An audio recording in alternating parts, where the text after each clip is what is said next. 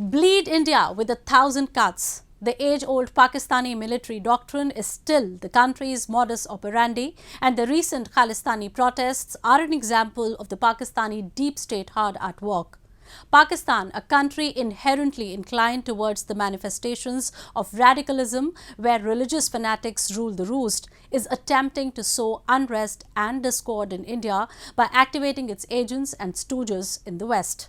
Pakistan's desperate bids to revive the secessionist Khalistan movement in India have, however, gathered no real or noticeable traction, with brave patriotic Punjabis pushing back against any such intentions. Join us as we discuss why Pakistan, a country on the cusp of failure on all fronts, is relentless in its conspiracies and attacks against India, and why, despite their best nefarious efforts, is bound to fail again and again.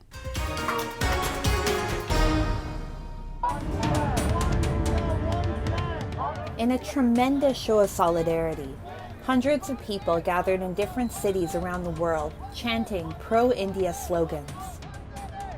They also called out Pakistan's insidious plans of exploiting gullible Sikh youths under the pretext of Khalistan, to further its agenda of labeling India with the tag that Pakistan itself is oft accused of, a state against minorities.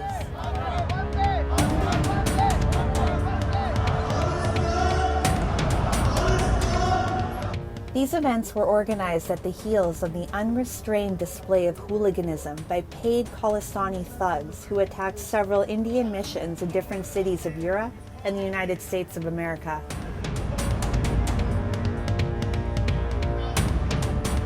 Whatever you're seeing in media that there's a Khalistan movement going on outside in India, in America, in Canada, this is all hyped up. There's more than 1 million Sikhs who live in North America. And out of that, only 50 show up outside Indian embassy to protest. And if you combine them, they're not more than 250 people.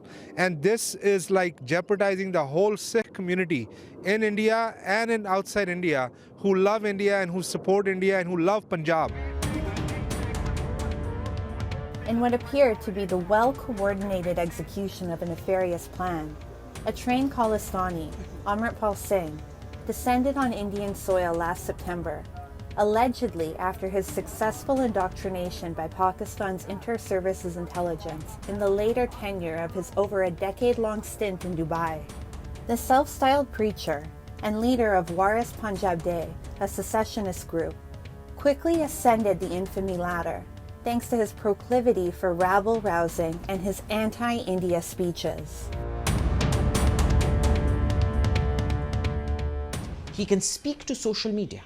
He's very pleasant on TV or cameras, and this really sells. So you look at his initial popularity, it was all on Clubhouse, right? He was coming on Clubhouse, he was making these points, he was very articulate in Punjabi, he could understand the nuance and the jargon, the sort of new political jargon, that decolonialization, you know, privilege, even woke talk. He understood that. Currently, Amritpal Singh is at large. Amritpal has been in hiding since Indian agencies launched an operation to arrest him, following his purported role in anti-India activities. Indian agencies have already arrested dozens of his aides, associates, and financiers. This turned out to be a major setback for the ambitions of Khalistani operators, who are based out of Pakistan, as their plans were nipped in the bud. Their concepts, ideas, and agendas failed to resonate with the masses in Punjab.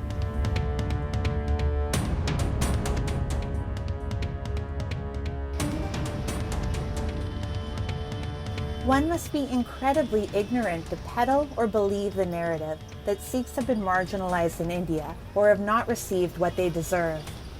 On the other side, Sikh valor is as inherent to India as any of the country's other innate characteristics. Sikhs' contributions to Indian growth across sectors, especially in India's mighty military, has been exemplary.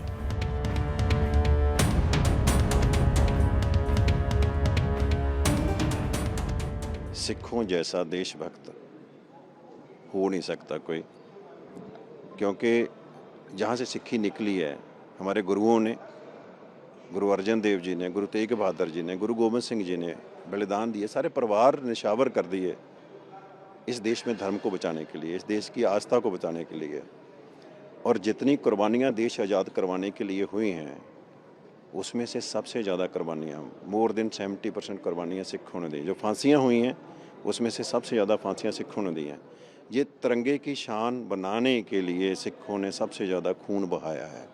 और अगर आज कोई इंसान उस तिरंगे का अपमान करता है तो मैं समझता हूँ कि हमारे गुरुओं की शहादतों का अपमान है। हमारे जो लोगों ने कुर्बानियाँ दी हैं, 70% से ज़्यादा शहादतें फांसी के रस्से चूमे हैं, उसका अपमान करता है। तो मैं समझता हूँ कि सिख जो हैं वो इस देश का इंटीग्रल पार्ट हैं। ये देश हमारा है और हम किसी भी कीमत पे ऐसी चीज़ों को सपोर्ट नहीं कर सकते। While Pakistan's acts are known and manageable, a more worrisome trend that has emerged as of late is the silence of Western countries, despite the proliferation of Khalistani incidents on their soil. Justin Trudeau's own rise within the party has been thanks to Khalistanis, and he has a vested interest in, keeping this entire Khalistan thing on the boil, because like all, base level identitarian politicians, which Trudeau's were probably the worst kind of, his political survival depends on feeding this. Pakistan, a country where leaders buckle under pressure and give in to the deep state of the army's intimidation, will be well advised to abandon such proxy wars and to focus on their own issues. For India today is completely different from how it was in the 1980s. Pakistan and its ISI cannot make an Indian Sikh lose his or her faith in the country's establishment. Pakistan-backed Khalistani breakaway plans will never resonate with Indian Sikhs and will instead unite the country against their abhorrent neighbor.